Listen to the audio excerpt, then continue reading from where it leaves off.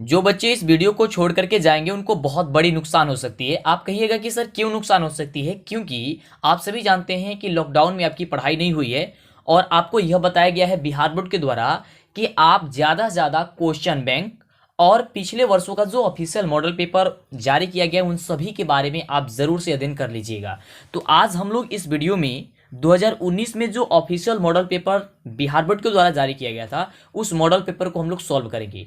इस model paper में आपको हम ऑब्जेक्टिव, सब्जेक्टिव ये सारे प्रश्न आपको बताएंगे जिससे कि दिक्कत ना हो, आपकी तैयारी बेहतर हो जाए।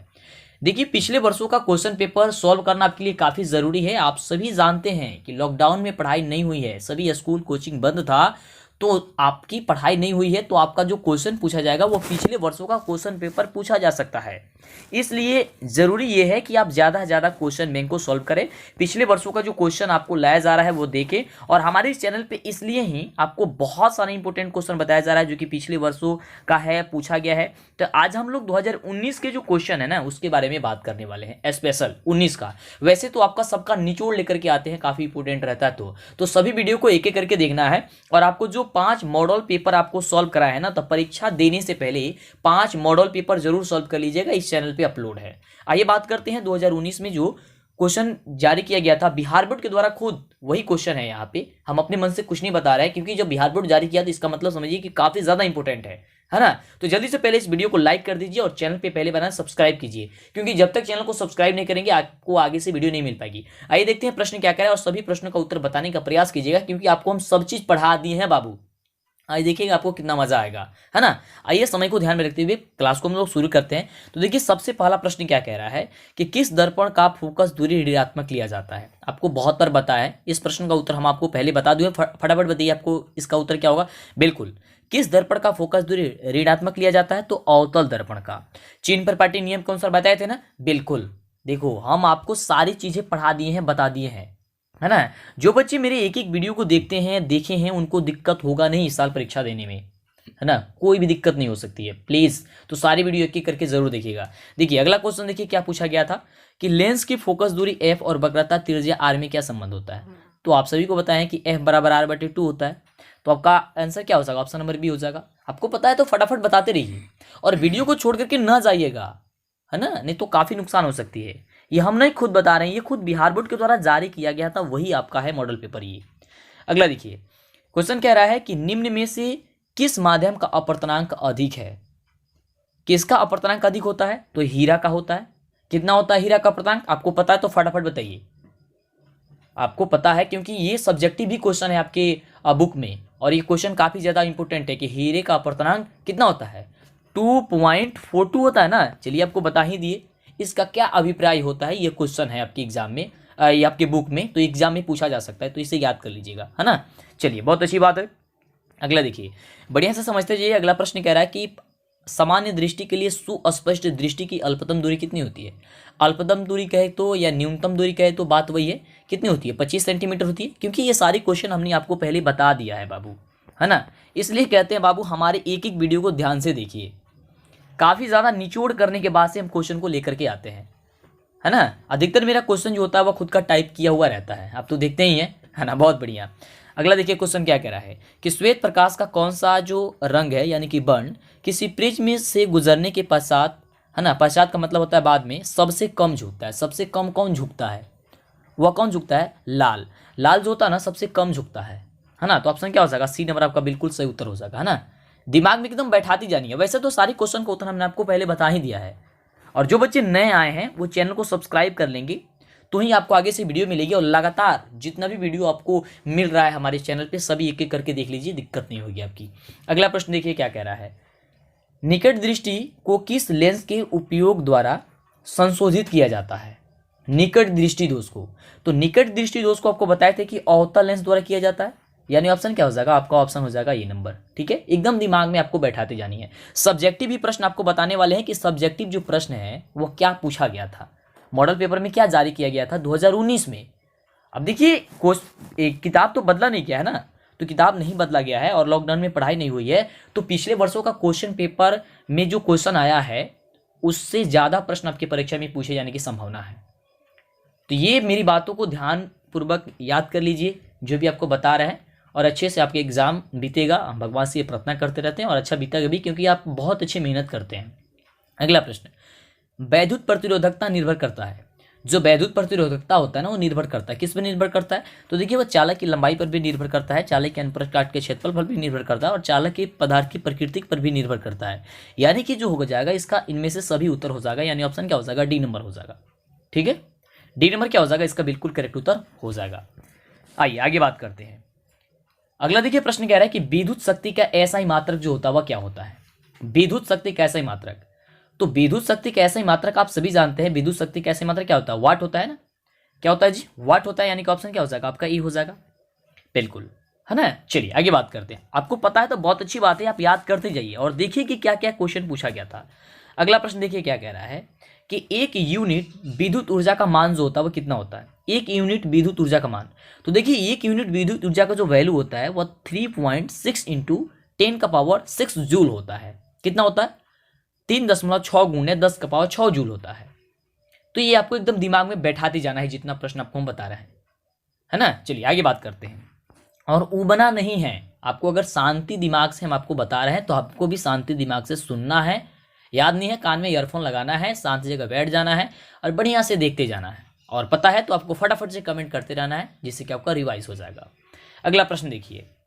अगला प्रश्न कह रहा है कि निम्न में से कौन सा कथन सत्य नहीं है? इसमें से कौन जो कथन है वह सत्य नहीं है? ऑप्शन ए नंबर कह रहा है कि विद्युत जनित्र वैद्युत चुंबकीय प्रेरण पर कार्य करता है। अगला है कि विद्युत मोटर विद्युत ऊर्जा को यांत्रिक ऊर्जा में बदल देता है। और अगला है कि चुंबकीय बल रेखाएं परस्पर नहीं काटती है। ये तीनों बात जो है वह बिल्कुल सही दिया गया है ना। लेकिन जो ऑप्शन आपका डी नंबर में दिया गया है कि हरे विद्युत रोधन वाला तार जो होता है वो विद्युत नम्य तार होता है, ये गलत है। तो क्या हो जाएगा? यह सत्य नहीं है, यानी ऑप्शन क्या हो जाएगा? डी नंबर आपका बिल्कुल करेक्ट उत्तर हो जाएगा। ठीक है, चलिए ये जितने भी प्रश्न हैं सब बता चुके हैं बाबू, आपको हम बता चुके हैं। बहुत अच्छी बात है। याद कितनी है, आप कितने प्रश्न का जवाब दे पाते हैं, आप हमें नीचे कमेंट करके जरूर बताइएगा। हमारा पढ़ाया हुआ कहाँ तक सक्सेस हो रहा है आप ये देख पा रहे हैं, है ना। चलिए अगला प्रश्न देखिए। कह रहा है कि फ्लेमिंग के वामहस्त नियम में बायां हाथ का जो मध्यमा होता है ना, वो किसको संकेत करता है? किसको संकेत होता है? फटाफट बताइए। चालक पर आरोपित बल की दिशा को, विद्युत बल की दिशा को, या फिर चुंबकीय क्षेत्र की दिशा को, या फिर चालक में प्रवाहित विद्युत धारा की दिशा को, या इनमें से कोई नहीं। तो ये जो निरूपित करता है यानी कि संकेत करता है वह चालक में प्रवाहित विद्युत धारा की दिशा को करता है, यानी कि ऑप्शन क्या हो जाएगा? सी नंबर हो जाएगा। चलिए आगे बात करते हैं। अगला प्रश्न क्या कह रहा है? हम लोग सब्जेक्टिव भी जानेंगे इसी वीडियो में। अगला प्रश्न कह रहा है कि चुंबक के भीतर चुंबकीय क्षेत्र रेखाओं की दिशा क्या होती है? और देखिए आपके पास काफ़ी कम समय है और आपको घबराना नहीं है, एकदम शांति दिमाग से काम लेना है। कुछ भी होने वाला नहीं है, बस आप पढ़ाई पे आप कंटिन्यू रहिए, आप पढ़ाई करते रहिए, कुछ भी होने वाला नहीं है। मेरे से जितना हो पाता है आपके लिए हम ज़रूर कर रहे हैं और करते रहेंगे। तो प्रश्न है कि चुंबक के भीतर चुंबकीय क्षेत्र रेखाओं की जो दिशा होती है वह क्या होती है? तो देखिए वो दक्षिण ध्रुव से उत्तर ध्रुव की होती है, यानी कि ऑप्शन क्या हो जाएगा? बी नंबर होगा। यहाँ पे कह रहा है कि चुंबक के भीतर ये बात याद करके रखिएगा कि चुंबक के भीतर चुंबकीय क्षेत्र रेखाओं की दिशा कैसी होती है? तो दक्षिण से उत्तर होती है, न कि चुंबक के बाहर कह रहा है, ये चुंबक के भीतर कह रहा है। चलिए अगला देखिए प्रश्न क्या कह रहा है। अगला प्रश्न हम सभी का है कि नाभिकीय ऊर्जा का स्रोत निम्न में से कौन सा है? नाभिकीय ऊर्जा, तो नाभिकीय ऊर्जा इनमें से जो है वह कौन है? यूरेनियम है, सोडियम है, कार्बन है, या फिर इनमें से सभी है? क्या होगा? बिल्कुल, तो नाभिकीय ऊर्जा की जो इसमें से स्रोत है वह आपका यूरेनियम है ना। ऑप्शन क्या हो जाएगा? ए नंबर हो जाएगा। ठीक है, चलिए अगला नंबर प्रश्न कह रहा है कि कली चूना का रासायनिक अणुसूत्र क्या होता है? आपको बहुत बार हमने इसके बारे में बता दिया है कि कली चूना का रासायनिक अणुसूत्र जो होता है वह क्या होता है बाबू। तो बिल्कुल आप सभी जानते हैं कि कली चूना का CaO होता है। क्या होता है? CaO होता है, कैल्शियम ऑक्साइड होता है ना। यानी ऑप्शन क्या हो जाएगा? आपका बी नंबर हो जाएगा। एकदम दिमाग में बैठाते जाना है अगर नहीं याद है तो। वैसे तो आपको हम सारी चीज़ें बता दिए ना, इसलिए बोलते हैं कि बाबू जो बच्चे चैनल को सब्सक्राइब नहीं किए हैं वो करके एक एक वीडियो को लगातार वो देखें, लाइक करें, शेयर करें, कमेंट करें। अगला क्वेश्चन, जल के वैद्युत अपघटन में कैथोड पर कौन सा गैस जो होता मुक्त होता है? कैथोड पे कौन सा गैस मुक्त होता है? ऑक्सीजन हाइड्रोजन दोनों, या फिर ओजोन? तो यहाँ पे जो है हाइड्रोजन मुक्त होगा, यानी ऑप्शन क्या हो जाएगा? आपका बी नंबर बिल्कुल करेक्ट उत्तर हो जाएगा। क्या हो जाएगा? हाइड्रोजन हो जाएगा, ऑप्शन बी नंबर। और जो बच्चे बी नंबर दे रहे हैं या जिनको आता है वो बिल्कुल उनका सही उत्तर है। अगला देखिए, अगला प्रश्न की बात करते हैं। तो अगला प्रश्न हम सभी क्या कह रहा है कि बेकिंग सोडा का अणु सूत्र क्या होता है, यानी कि रासायनिक सूत्र क्या होता है। बात वही है कि बेकिंग सोडा का रासायनिक सूत्र क्या होता है। बेकिंग सोडा के बारे में आपको हमने बहुत बार बताया है, बिल्कुल। तो सोडियम हाइड्रोजन कार्बोनेट होता है, यानी कि NaHCO3 होता है। ऑप्शन क्या हो जाएगा आपका, ऑप्शन आपका जो हो जाएगा वो ऑप्शन हो जाएगा आपका ए नंबर हो जाएगा कि NaHCO3 होता है ना। एकदम आपको दिमाग में बैठाते जाना है। और ये क्वेश्चन पूछ सकता है कि NaHCO3 को आप हिंदी में इसका नाम जो है, इसका रासायनिक नाम जो है क्या है। तो सोडियम हाइड्रोजन कार्बोनेट दे सकता है या सोडियम बाइकार्बोनेट भी दे सकता है आपको ऑप्शन में। तो दोनों में से कोई देगा। वैसे तो सोडियम हाइड्रोजन कार्बोनेट देना चाहिए। Na से सोडियम, H से हाइड्रोजन कह सकते हैं, कार्बोनेट कह सकते हैं CO3 से, है ना। तो ये दे सकता है, तो आपको वहाँ पे टिक कर देनी है। फिलहाल यहाँ पे तो क्वेश्चन ये पूछा जा रहा है कि बेकिंग सोडा का रासायनिक सूत्र क्या होता है। तो यहाँ पे क्या होता है, NaHCO3 होता है। ओके, चलिए आगे बात करते हैं अगले नंबर प्रश्न की। तो अगला जो प्रश्न है वह कह रहा है कि कौन सा पदार्थ नीले लिटमस पत्र को लाल कर देता है। तो बहुत बार आपको पता है कि नीले को लाल कौन कर देता है। अनिल के बारे में आपको बताए थे, अनिल, है ना। यानी कि अम्ल जो है वह नीले को क्या कर देता है, लाल कर देता है। अम्ल कौन कर देता है, अनिल, यानी कि अम्ल। तो अम्ल इसका क्या हो जाएगा, इसका जो हो जाएगा वह सही उत्तर हो जाएगा। क्या हो जाएगा आप इसका उत्तर, ऑप्शन आपका ए नंबर हो जाएगा। चलिए आगे बात करते हैं। अगला प्रश्न देखिए क्या कह रहा है कि मिल्क ऑफ मैग्नीशियम का पीएच जो होता है वैल्यू कितना होता है। मिल्क ऑफ मैग्नीशियम, तो मिल्क ऑफ मैग्नीशियम का वैल्यू कितना होता है बाबू, आपको बहुत बार बताया है कि 10.5 होता है। कितना होता है, 10.5 होता है, यानी ऑप्शन क्या हो जाएगा आपका डी नंबर हो जाएगा। अगला देखिए, अगला नंबर प्रश्न कह रहा है कि निम्नलिखित में से कौन सा धातु जो होता है चमकीला होता है। यहाँ पे चमकीला पूछा जा रहा है। तो चमकीला की बात करते हैं तो यहाँ पे आयोडीन होगा, यानी कि ऑप्शन जो ए नंबर दिया गया आपका ए नंबर क्या होगा, बिल्कुल करेक्ट उत्तर हो जाएगा। अगर वही पूछता कि कौन सा धातु है जो द्रव अवस्था में पाई जाती है, तब यहाँ पे ब्रोमीन होता। लेकिन यहाँ पे तो चमकीला पूछा जा रहा है ना, तो इसी चीज़ को आपको ध्यानपूर्वक पहले क्वेश्चन को पढ़ना है, क्योंकि क्वेश्चन को नहीं पढ़ते हैं। काफ़ी ज़्यादा बच्चे यही गलती कर देते हैं। मैं उनसे रिक्वेस्ट करता हूँ कि ऐसा गलती नहीं कीजिएगा। बहुत जल्दी क्वेश्चन को पढ़ लेते हैं। क्वेश्चन को देखिए आराम आराम से पढ़िएगा प्लीज़, क्वेश्चन को आराम आराम से पढ़िएगा, क्योंकि क्वेश्चन को घुमाया जाता है, चेक किया जाता है कि आपका दिमाग कहाँ तक काम कर रहा है। तो आप शांति से क्वेश्चन को पढ़ करके और शांति से जवाब दीजिएगा, ठीक है। अगला देखिए क्वेश्चन क्या कह रहा है कि निम्न में से कौन सा धातु अधिक अभिक्रियाशील होता है। अधिक अभिक्रियाशील जो होता है वह कौन सा धातु होता है, बिल्कुल, तो वह सोडियम होता है ना। सबसे अधिक अभिक्रियाशील जो इसमें आपको दिया गया ऑप्शन 4, इसमें से आपका क्या हो जाएगा, सोडियम हो जाएगा, यानी कि Na। अगला देखिए, अगला प्रश्न हम सभी क्या कह रहा है कि ऑक्सीजन परमाणु की बाह्यतम कक्षा में इलेक्ट्रॉनों की जो संख्या होती है वो कितनी होती है। ऑक्सीजन के, हाँ, तो ऑक्सीजन की जो कक्षा में बाह्यतम कक्षा में इलेक्ट्रॉनों की जो संख्या होती है वो 6 होती है ना। कितनी होती है, 6 होती है, यानी ऑप्शन क्या हो जाएगा, डी नंबर, बी नंबर हो जाएगा, ठीक है, माफ कीजिएगा, बी नंबर हो जाएगा। अगला देखिए, अगला प्रश्न कह रहा है कि ब्यूटेनॉन एक कार्बनिक यौगिक है जिसका प्रक्रियात्मक समूह है। कौन सा है ब्यूटेनॉन, फटाफट बताइए। कार्बोक्सिलिक अम्ल, एल्डिहाइड, कीटोन या फिर अल्कोहल। तो इसका बिल्कुल जो सही है उत्तर आपको होनी चाहिए, आपका ऑप्शन होना चाहिए बी नंबर की एल्डिहाइड। क्या होना चाहिए आपका ऑप्शन हो जाएगा एल्डिहाइड की ब्यूटेनॉन एक कार्बनिक यौगिक है जिसका प्रक्रियात्मक जो समूह होता है वो एल्डिहाइड होता है। अगले प्रश्न की बात करते हैं। तो अगला जो प्रश्न है वह कह रहा है हम सभी का कि नाइट्रोजन के 2 परमाणुओं के बीच कितने आबंध बनते हैं। नाइट्रोजन के 2 परमाणुओं के बीच, तो नाइट्रोजन के 2 परमाणु के बीच जो होते हैं वो त्रिआबंध बनते हैं, यानी ऑप्शन जो हो जाएगा आपका सी नंबर हो जाएगा। कितने आबंध बनते हैं नाइट्रोजन के, हाँ, त्रिआबंध बनते हैं, यानी ऑप्शन हो जाएगा सी नंबर। फटाफट बताते रहिए जिनको भी आता है प्रश्न का उत्तर। तो हाँ चलिए अगला प्रश्न देखिए क्या कह रहा है। अगला प्रश्न है कि एल्कीन का सामान्य सूत्र क्या होता है। एल्कीन का सामान्य सूत्र, एक होता है एल्केन, एक होता है एल्कीन और एक होता है अल्काइन। तो एल्केन का होता है CnH2n+2 और एल्कीन का होता है CnH2n और अल्काइन का होता है CnH2n-2 होता है। तो यहाँ से पूछा क्या गया है एल्कीन, यानी कि ऑप्शन जो आपका हो जाएगा क्या चीज़, यहाँ पे जो आपका दिया गया बी नंबर वो आपका सही उत्तर हो जाएगा कि एल्कीन का जो सामान्य सूत्र होता है वह CnH2n होता है ना। चलिए आगे बात करते हैं। अगला जो प्रश्न है वह प्रश्न हम सभी का कह रहा है कि आधुनिक आवर्त सारणी में आवर्तों की संख्या जो होती है वह कितनी होती है। आधुनिक आवर्त सारणी में, तो आधुनिक आवर्त सारणी में जो आवर्तों की जो संख्या होती है, आवर्तों की जो वैल्यू होती है वह 7 होती है। कितने होती है, 7 होती है। ये सारी चीज़ें आपको हमने पहले ही बता दिया है। तो अब तो आपको हेल्प मिल रही है ना, अब आपको तो ज़्यादा दिक्कत नहीं लग रही होगी, क्योंकि जब आपको हम क्वेश्चन आपको जब सॉल्व करा रहे हैं तो आपको पता चला कि हाँ सर ने सबसे पहले ही बता दिया है। हाँ, तो इसीलिए कहते थे कि जितना भी वीडियो नहीं देखे हैं तो सब वीडियो देखिए, है ना, आप इधर उधर भटकिए मत। तो अभी भी मौका है आपके पास, जल्दी से चैनल को सब्सक्राइब कर दीजिए, है ना, और लगातार वीडियो को देखिए। और लाइक नहीं किए तो लाइक करके मेरा मनोबल बढ़ाइएगा, ताकि इसी तरह आपके लिए जो है हम काम करते रहें। अगला प्रश्न कह रहा है कि समूह में ऊपर से नीचे जाने पर परमाणु आकार में क्या होता है, मतलब कि कौन सा क्या परिवर्तन होता है। परमाणु का साइज बढ़ जाता है, या परमाणु का साइज घट जाता है, या फिर परमाणु साइज अपरिवर्तित रहता है, या फिर इनमें से कोई नहीं होगा।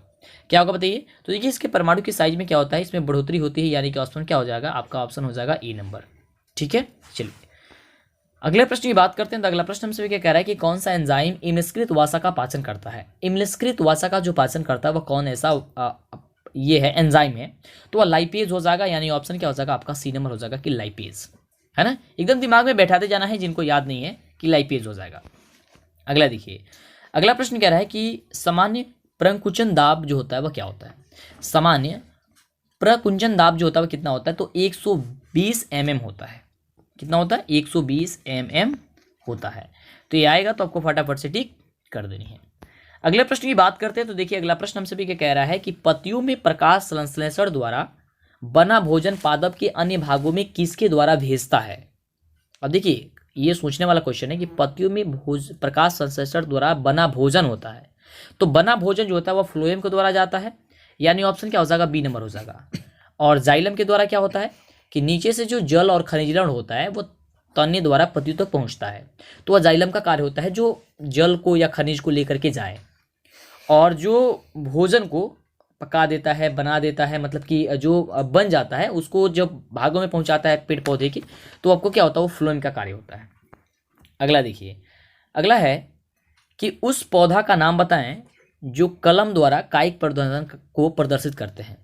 कलम द्वारा जो कायिक परिवर्तन होता है, कायिक परिवर्तन के बारे में आप जानते हैं बिल्कुल, कौन होता है वह, तो ये देखिए वो गुलाब होता है। क्या हो जाएगा आपका ऑप्शन हो जाएगा बी नंबर। अब ये देखिए यहाँ पे आपको तो इनमें से सभी दिया गया, तो कहेंगे सर इनमें से सभी हो जाएगा, नहीं होगा बाबू। अब ऐसा गलती मत कीजिएगा कि अगर इनमें से सभी अगर दे देता है, तो आप लोग अधिकतर बच्चे ये करते हैं कि अगर इनमें से सभी कहीं भी दिया तो समझ जाओ वही उत्तर होगा। ऐसा होने वाला नहीं होता है। हाँ, मतलब कि रेयर केस में कभी कभी ऐसा हो जाता है ना, लेकिन आपको अगर याद है तो ध्यानपूर्वक टिक करनी है। यहाँ पे आपका क्या होगा, ऑप्शन बी नंबर होगा, केवल गुलाब।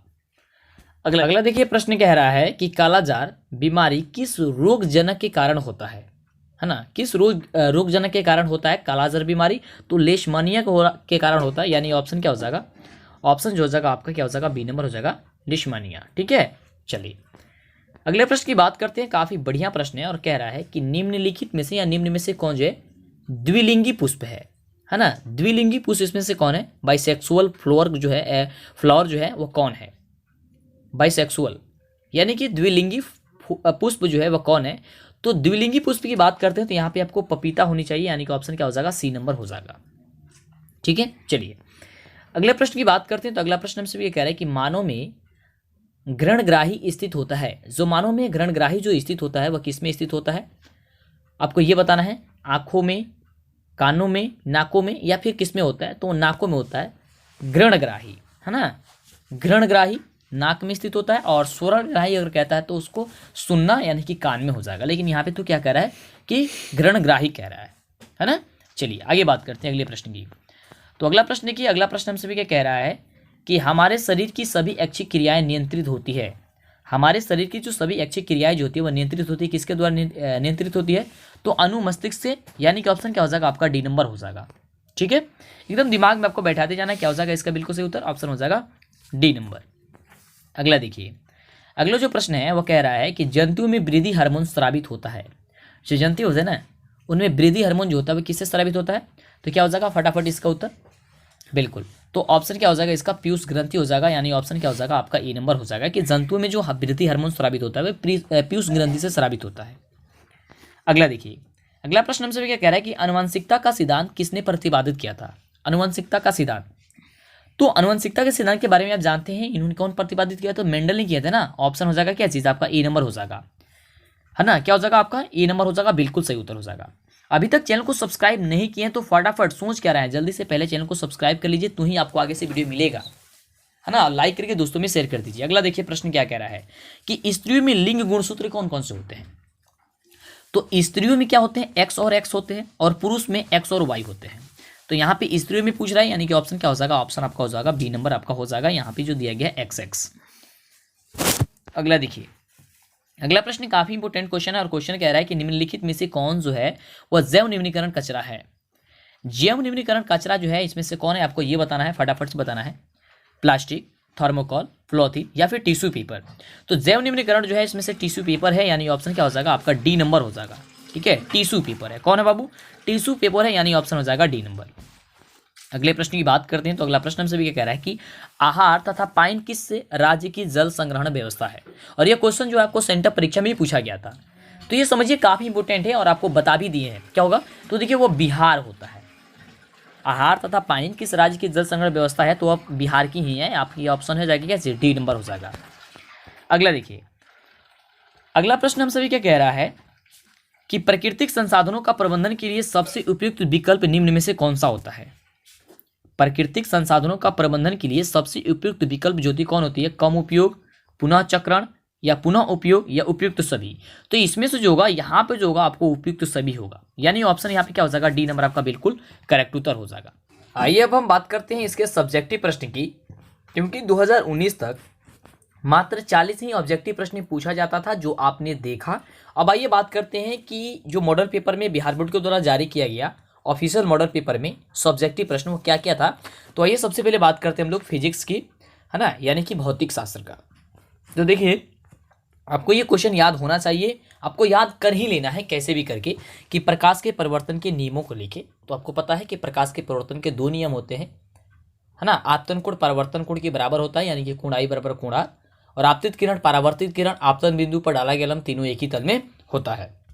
अगला क्वेश्चन है, इसके बारे में आप लिख लीजिएगा, बना लीजिएगा कि अवतल दर्पण के वक्रता केंद्र पर रखे बिंब के प्रतिबिंब के लिए एक किरण आरेख खींचे और उस प्रतिबिंब की प्रकृति और आकार, यानी कि उसका जो साइज होगा और स्थान होगा वह क्या होगा। ये अगले प्रश्न की बात करते हैं, और स्क्रीनशॉट लेना चाहें तो ले सकते हैं या आप इसे आसानी से लिख लीजिए। चलिए आगे बात करते हैं, या हम अपने टेलीग्राम में इसे पोस्ट कर देंगे, तो टेलीग्राम का लिंक नीचे डिस्क्रिप्शन में है, नहीं तो ये जो है ना आपको हम अपने ऐप में अपलोड कर दिए हैं। तो मेरा ऐप अभी तक आप इंस्टॉल नहीं किए हैं तो प्ले स्टोर पर जाकर के मंटू सर सर्च कीजिएगा, मंटू सर, या फिर चैनल का नाम सर्च कीजिएगा, है ना, जो चैनल का नाम है सर्च कीजिए, अपलोड है, जाकर के देख लीजिएगा, है ना। ये अपलोड है 2019 वाला जो मॉडल पेपर है उस वहाँ पे हम आपको अपलोड कर दिए हैं, है ना। चलिए अगला प्रश्न देखिए क्या कह रहा है कि प्रकाश का प्रकीर्णन से आप क्या समझते हैं, इसे एक उदाहरण देकर के समझाइए। प्रकाश का प्रकीर्णन के बारे में आप पढ़े हैं, हाँ, तो इसे लिख दीजिएगा। और ये सभी क्वेश्चन आपको हम अपने ऐप में अपलोड कर दिए हैं, तो जाइए हमारे ऐप को इंस्टॉल कर लीजिए, प्ले स्टोर पे है, उपलब्ध है, मंटू सर या फिर DLS एजुकेशन जो चैनल का नाम है सर्च कीजिएगा, आपको ऐप हमारा मिल जाएगी। अगला प्रश्न है कि विद्युत विभव को परिभाषित करें और इसका ऐसा ही मात्रा क्या होता है, लिखिए। विद्युत विभव क्या होता है, इसका ऐसा ही मात्रा क्या होता है, इसके बारे में पूछा जाता है, तो ये याद कर लीजिएगा। अगला देखिए, अगला क्वेश्चन है कि 20 ओम प्रतिरोध की कोई विद्युत स्त्री 5 एम्पीयर विद्युत धारा लेती है तो 30 सेकंड में उत्पन्न ऊष्मा को परिकृत कीजिए। काफी इजी क्वेश्चन है ना, तो इसे भी आप बना लीजिएगा। चलिए अगले प्रश्न की बात करते हैं। अगला देखिए प्रश्न कह रहा है कि दो चुंबकीय क्षेत्र रेखाएं एक दूसरे को प्रतिच्छेद नहीं करती है, क्यों, इसका क्या कारण होता है ना। अगला है कि नवीकरणीय और अनवीकरणीय ऊर्जा स्रोतों में अंतर लिखिए। अगला है कि निम्न परिस्थिति में फ्लेमिंग के दक्षिण हस्त नियम का उपयोग करके बताइए। और अगला है कि नामांकित आरेख खींचकर किसी विद्युत जनित्र का मूल सिद्धांत तथा कार्यविधि स्पष्ट कीजिए, और इसमें ब्रूस का जो कार्य होता है वह क्या होता है, इसके बारे में आपको बताना होता है। ये क्वेश्चन जो होता है वह 6 नंबर का पूछा जाता है फिजिक्स में। यह आपसे पूछ दिया जाएगा कि प्रिज्म क्या है, और ये भी क्वेश्चन आपको आएगा इसमें, तो 6 नंबर का पूछा जाता है। और इसमें आपको ये भी बताना होता है कि कांच के प्रिज्म के द्वारा एक वर्णी प्रकाश के अपवर्तन का किरण आरेख आप क्या कर दीजिए, खींच दीजिए। और इसमें और पूछा जाएगा कि प्रकाश श्वेत प्रकाश का वर्ण विक्षेपण से आप क्या समझते हैं। प्रिज्म से प्राप्त स्पेक्ट्रम के वर्णों का क्या कीजिए, आप क्रम में उसे लिख दीजिए। आइए अब बात करते हैं हम लोग केमिस्ट्री की। तो केमिस्ट्री में देखिए कौन कौन से क्वेश्चन जो होते हैं वह इंपॉर्टेंट होता है। अम्ल एवं क्षारक के बीच होने वाली अभिक्रिया का एक रासायनिक समीकरण लिखिए, यानी कि जो अम्ल है और क्षारक है उसके बीच जो अभिक्रिया हो रही है उसके बारे में आपको एक समीकरण लिखना होता है, तो फटाफट से लिख दीजिएगा। अगला देखिए है कि ऊष्माक्षेपीय अभिक्रिया क्या है, आप क्या समझते हैं ऊष्माक्षेपीय अभिक्रिया से, इसका एक उदाहरण दे दीजिए। तो ऊष्माक्षेपीय अभिक्रिया तो आप जानते हैं कितना ईजी है क्वेश्चन। अगला देखिए, ये सभी क्वेश्चन 2 नंबर का पूछा जाता है। अगला है कि पीएच स्केल क्या है, एक उदासीन पीएच का जो मान होता है वह कितना होता है। अगला है कि उभयधर्मी ऑक्साइड क्या होते हैं, 2 उभयधर्मी ऑक्साइड के नाम बताइए। उसके बाद से काफ़ी इजी क्वेश्चन कि आयनिक यौगिकों का जो गलनांक होता है वो उच्च क्यों होता है। फिर से अगला क्वेश्चन है कि कार्बन डाइऑक्साइड CO2 की इलेक्ट्रॉनिक जो बिंदु संरचना होती है उसे आप दर्शाइए, लिखिए, बताइए। ये क्वेश्चन आपको पूछा जाता है। और सबसे बढ़िया क्वेश्चन ये है कि P15 और AR18 का इलेक्ट्रॉनिक जो विन्यास होता है उसे आप बताइए। इलेक्ट्रॉनिक विन्यास आप जरूर निकालना जानते होंगे तो आप बना लीजिएगा। अब आइए बात करते हैं इसके दीर्घ उत्तरीय प्रश्न की। तो इसमें पूछा जाता है कि धातु के भौतिक एवं रासायनिक गुण धर्मों का उल्लेख कीजिए। अगला है कि आधुनिक आवर्त सारणी में तत्वों की संयोजकता, परमाणु आकार और धात्विक एवं अधात्विक गुणों की प्रकृति को सुझाव कीजिए, है ना। चलिए, तो ये क्वेश्चन आपसे पूछा जा सकता है। अब आइए बात करते हैं हम लोग बायोलॉजी के बारे में कि बायोलॉजी में कौन कौन सा क्वेश्चन इंपॉर्टेंट होता है। तो बायोलॉजी में होता है रंध्र का नामांकित चित्र खींचिए, रंध्र का मुख्य कार्य क्या होता है, और क्वेश्चन है कि प्रतिवर्ती क्रिया में मस्तिष्क की जो भूमिका होती है वह क्या होती है, DNA की प्रकृति बनना जनक के लिए क्यों आवश्यक होता है, और मानव में बच्चे का जो लिंग निर्धारण होता है, मानव में जो बच्चे का लिंग निर्धारण होता है वह कैसे होता है, और क्या होता है जब अंड का निषेचन नहीं होता है। तो ये सारी क्वेश्चन आपसे पूछा जाता है।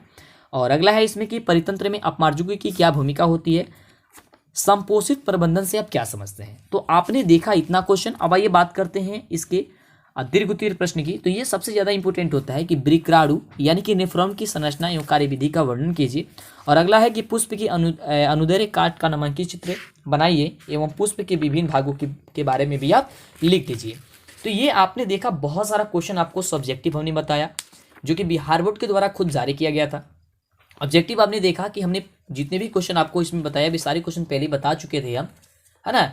सब चीज़ आपको पढ़ाए लिखाए हुए हैं। हाँ, एक दो क्वेश्चन अगर बाकी लगा हुआ था तो आपने इस वीडियो में जान लिया।